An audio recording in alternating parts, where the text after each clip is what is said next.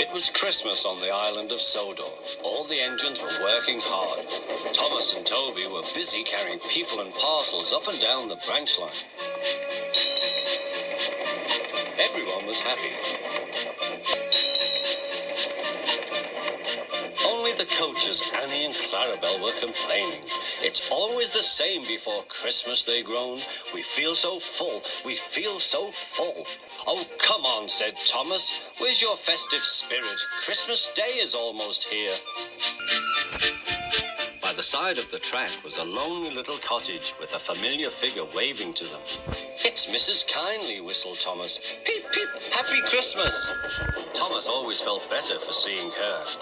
Christmas just wouldn't be Christmas without Mrs. Kindly. When work was over, Thomas went to see the other engine. Ha, said Gordon, just look at us. Your driver will have to work fast to get you as smart as us. Never mind that, replied Thomas. I've something important to say. Do you realize it's a whole year since Mrs. Kindly saved us from a nasty accident?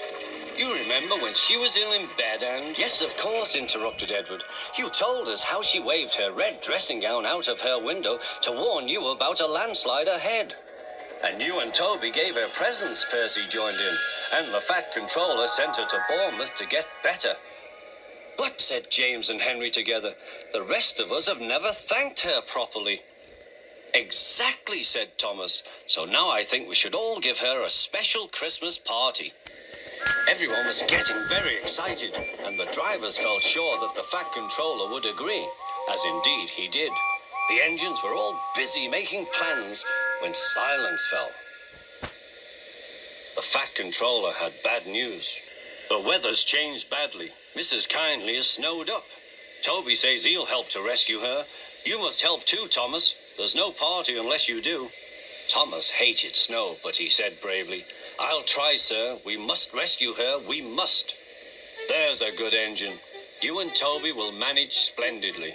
Thomas charged the snowdrifts fiercely. Sometimes he swept them aside. Sometimes they stuck fast, and the men had to loosen them.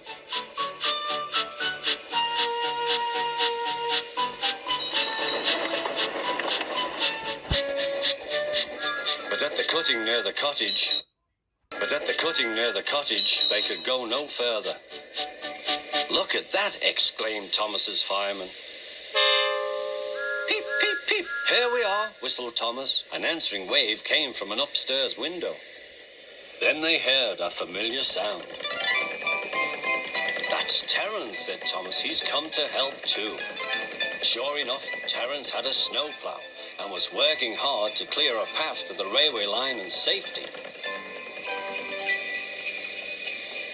At long last, the rescue was complete. Percy took the tired workmen home. Terence said goodbye to Mrs. Kindly and promised to take care of her cottage as he watched them all set off.